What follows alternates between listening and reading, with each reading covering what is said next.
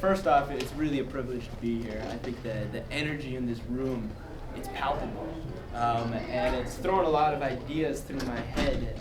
And last night, actually, after sharing dinner with some of the speakers, I ended up changing my entire talk last minute. So when we're talking about ADD and having ideas swarm through your head and kind of grabbing hold of one, I think I fit into that. But I'd like to begin my talk with this man. This is George Bernard Shaw. He's the 20th century Irish playwright.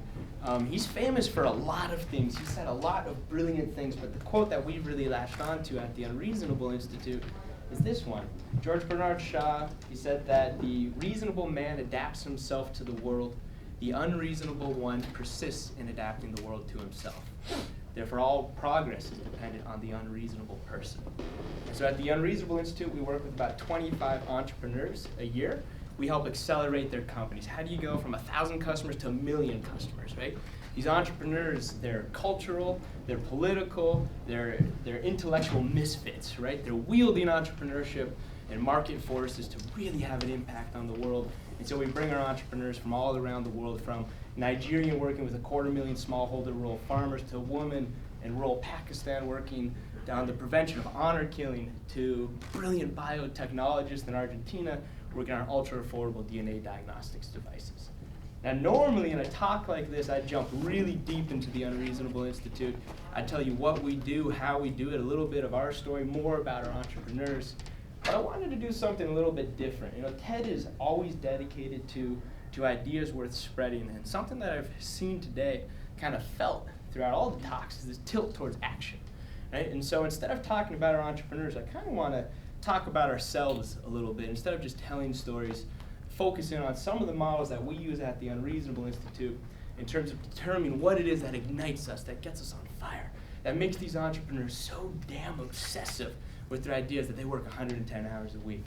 And so Jim Collins, who here is familiar with the Hedgehog Concept with Jim Collins? Right, there's a couple. Right, so Jim Collins says that to find out what you could be best in the world at, to be really great at, you need to find the intersection of 3 circles, a typical Venn diagram, right? So the first thing he says that you really should focus on is to ask yourself a question. What am I naturally wired to do, right? What's my biggest talent? This isn't just what am I good at, right? This is what he says genetically encoded. I actually have a similar story to Jim Collins in that I love math, right? I was always a couple years ahead in math, and I remember I stepped into a theoretical math class and I quickly realized I may be good at math, but I'm not genetically encoded to do this, right? And so what is it that you just always had this natural talent to? Right? And the second circle that he says is think about where you really add value, right? This isn't riches, this is make a living. That's it, right? How can I combine my talent with making a living, right? Because if you can't survive off of this, you can't really lead it. And I think that this is something important to point out, is this is really dangerous. If you just have these 2 circles, I was just talking to Jose. Is Jose in the audience still? Maybe not. I was just talking to Jose, though. He was telling me a story. He was a banker, right? So he took what he was really talented at, and he combined that with making a living, but he had stopped there for most of his life, right? He's missing something. Andrew, similar kind of story, right? You're good at advertising. You're making a living off it, but you're missing something, right? And Jim Collins says that what you're missing passion, right? You're missing flow. You're missing that thing that if you woke up every morning, you would think to yourself, oh man, I am so lucky. I get paid to do this? This is crazy, right? So Jim Collins, he stops here. And at the Unreasonable Institute, we think that he's missing one critical ingredient. And we call this CTFW. It's an acronym, and it stands for change the fucking world. And I say that intentionally, and I want you all to say it with me once. Just change the fucking world. There it is, right? It feels good, right? And if you can combine all 4 of these things, you're the luckiest person alive, right? And this is my problem with Venn diagrams, is that that's a really, really, really small point, right? So I'd like to change that and say, really, if we could kind of bake that cake with these 4 ingredients, we could do incredible things. But how do you go from realizing that? How do you go from ideation to actualization, right? How do you really make this a reality? And I think it's a huge mystery, right? Sometimes we'll find that thing that ignites us, that lights us on fire, but how do we really take that to the next level? How do we do what Andrew did, right, through his personal story? And we really focus on 3 things. The first, the reason I believe that entrepreneurship is the answer to most every issue we face today is because at the root of entrepreneur, right, the reason the word's so hard to spell is because its roots are French. And what it stands for is to take into one's own hands, right? So that's the first thing, is once you find that thing that lights you on fire, it's up to you to make this thing really a reality, right? And to ignore the skeptics and to persevere through it. You know, Martin Luther King, when he was taking his master's course in public speaking, he got a C, right? If he would have listened to the skeptics, right, he would not have gone on to become one of the greatest orators of our time. The second thing I want to talk about is risk and failure and how important that is to success. And the last is luck, right, and how important luck is. But I'll make an argument, it's a little bit unreasonable. I believe that you can really make your own luck, and that luck actually doesn't exist how we think, but it can be strategic. So we'll go into some stories with that. The first person I'd like to talk about is Babe Ruth, because I think his story is really interesting. You know, he's best known for having the world record for home runs for 75 years. What people don't know is that although he doesn't hold that record, he still holds one record. It's the most strikeouts in the history of baseball, right? Like, that's incredible. Talking about the importance of failure towards success and really embracing it. There's another story, Tom Watson, he was the CEO of IBM. This is a really fun story. He had an employee, she was new to the company. She'd come in a couple weeks into working at IBM. She made a big decision, a pivotal decision. She didn't ask for anybody's approval or advice, right? Well, she lost IBM $10 million. Lost the company $10 million in the first couple weeks. Tom Watson calls her into his office, right? She walks in, what does she expect? She expects that he's gonna fire her, right? So she sits down, he goes, what do you think I'm gonna do? She goes, you're gonna fire me. He goes, no, we just spent $10 million on your education, right? If we can embrace failure and we can learn from our failures, wow, like we can do incredible things. You know, another good story is Thomas Edison. He worked on creating the light bulb, and he tried thousands of different ways, and there's a reporter that asked him, and he has this famous line where she asked him, she says, you know, you failed thousands of times. Like, you must be crazy, right? You must be unreasonable. And he says, no, I didn't fail 1,000 times. I learned 1,000 ways not to make the light bulb, right? It's that level and that kind of embracing of failure as lessons that really leads to us actualizing these dreams. You know, I often find that it's interesting we were talking about travel, and I always talk about the sailing paradox, right? Which is when we set sail, we always wish for smooth, tranquil, peaceful seas and good weather, right? But when you come back to shore, when you dock up, what are the stories you tell? You never, ever tell those stories, right? It's always about the tumultuous seas and the storms and the pirates. You know, those are the things that we remember. And so to get out of our comfort zone, right, that's where life really lives. And it's something that we really adhere to is, you know, what is it that 20 years from now, when you look back on your life, what is it that you'll regret and won't regret, right? And oftentimes it's about setting free and getting out into the seas. So I wanted to do a couple experiments in luck. There's a scientist, his name's Dr. Weissman, he's out of the UK. He wrote a book called The Luck Factor. And his question was 8 years of experiments on luck. His question was, can you teach luck, right? Can people, you know, are they actually lucky? And there's unlucky people and they just have a black cloud over their heads, or is there something more behind luck? So I wanted to start with this experiment that they ran. It's called the bank robber. So I'll just ask you guys. Okay, so 5 years from now, things have really changed. You're no longer in Fort Wayne, you're on Wall Street. Right? You're an iBanker, and you're doing incredible things, and you're really good at your job, and you're making tons of money. And your boss one day, he asks you, he says, hey, can you take this check down to the bank? We need cash that needs to get deposited before the market closes, right? So you're in a big hurry. You're a really busy person, but you're like, okay, you listen to your boss. So you take that check, you go down to the bank. You're in New York City, so the bank, you walk into the doors, and it's massive, right? There's marble pillars, marble walls everywhere, and there's a pretty big line because there's only one teller that day. So you're like, okay, you know, you're busy, but you have to wait in line, but that's okay. So about 20 minutes later, you get up to the teller, you're at the front of the line, you're about to give her the check, and then all of a sudden, boom, right? Bank robber busts into the bank, and he's got 2 massive guns, 2 M16s, and he takes these guns, and he's like, this is a bank robbery, listen up, pop, pop, pop, pop, pop. And he starts shooting, right? And what he's doing, he's actually not a bad guy, he's just trying to scare you, right? He just wants you to take him seriously. So you dive to the ground, but one of these bullets, it ricochets off a pillar, right? Hits one of the walls, comes back, hits you in the arm, right? Hits you in the left arm. You got shot. Right? This hurts pretty bad, so you pass out. So you wake up in the hospital the next day. And you wake up, you're alive, right? You got shot in the left arm. But what goes through your head Are you lucky or are you unlucky? And just take a second, just think about that. Are you lucky or are you unlucky? So how many people here think that they're unlucky? Raise your hands, don't be shy. And why do you think you're unlucky? You didn't get to cash the check. You didn't get to cash the check. Anybody else? Unlucky. Yes. You were in the bank. You were in the bank when it got robbed? Wrong place, wrong time. Wrong place, wrong time? Yeah, that makes a lot of sense. Who here thinks that they were lucky? Wow, this is a really lucky audience. Yes. Why were you lucky? You're alive. You're alive, right? Because you got shot on the left arm. Your heart is right here. Why else are you lucky? Who else raised their hand? Yes. Quality of life is not as bad as it could have been. You're just shot in your arm, not in your head, not in your heart, not in a vital organ. You recovered. Yeah, absolutely, yeah. I got one hell of a story to tell people. You got one hell of a story to tell. You're a standard deviation off in the experiment.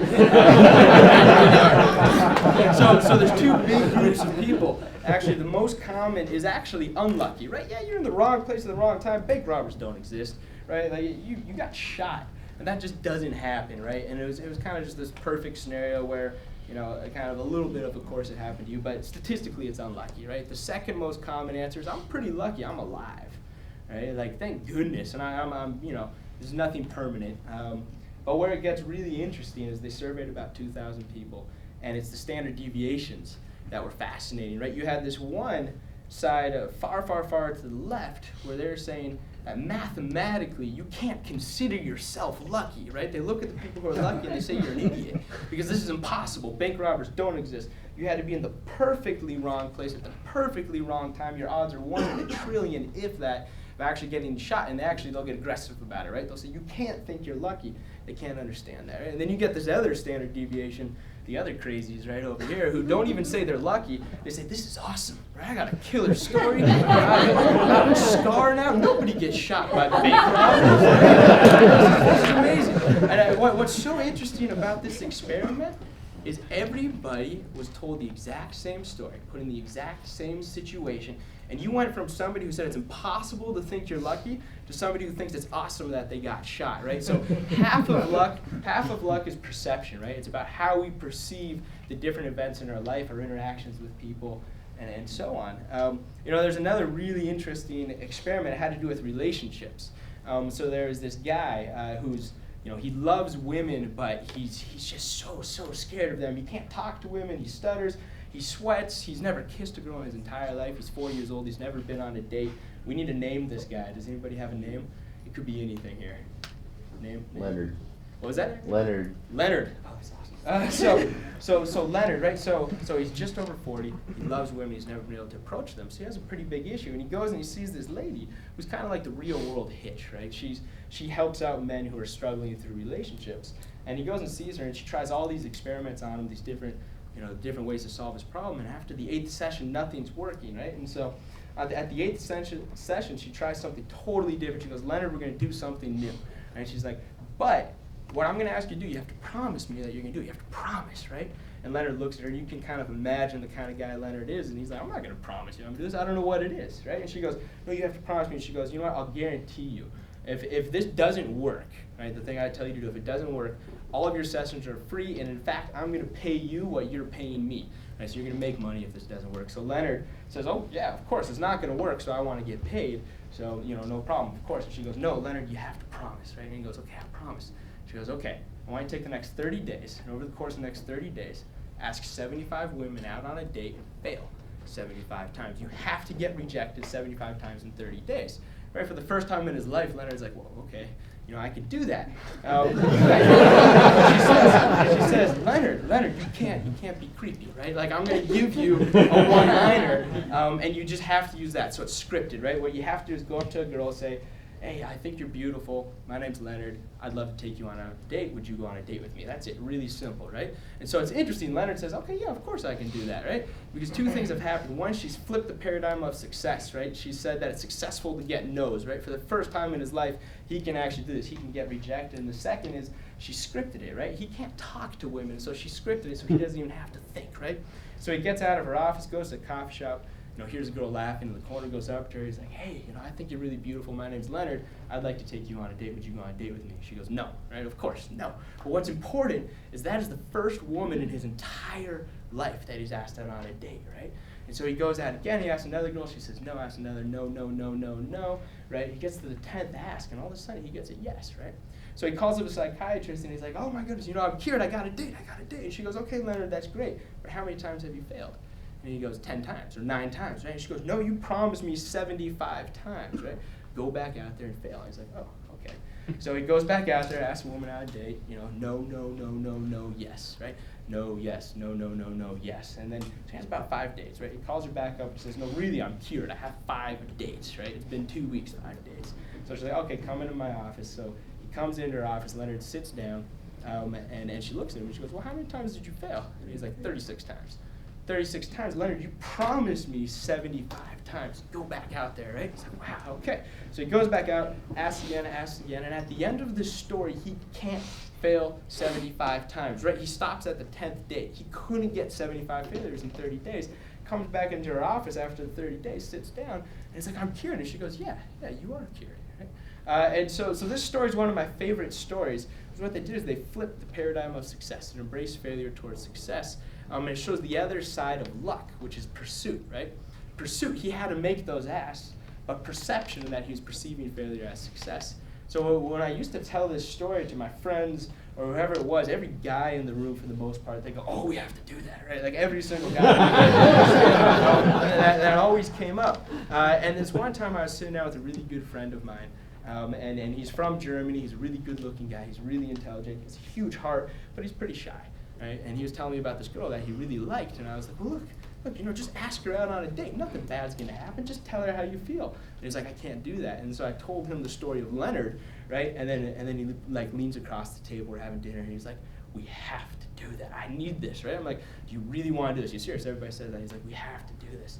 And so the next day, 10 of us, we got together in his attic, right? We got a bunch of pizza, and we started something that we called Project Paradox.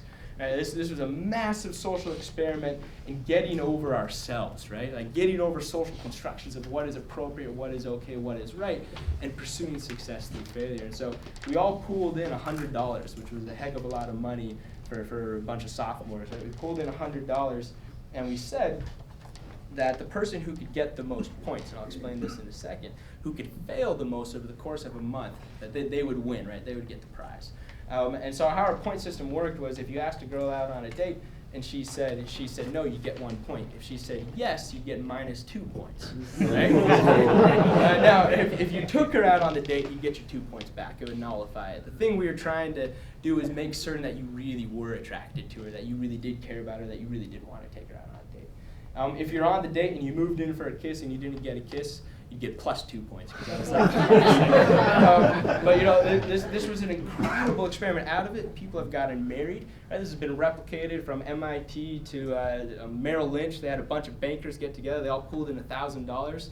And it was, but it was an incredible experiment because what it did is it made us realize that if we would just get over ourselves, we could do really amazing things. Right? The rule that we had there was that you always had to be honest.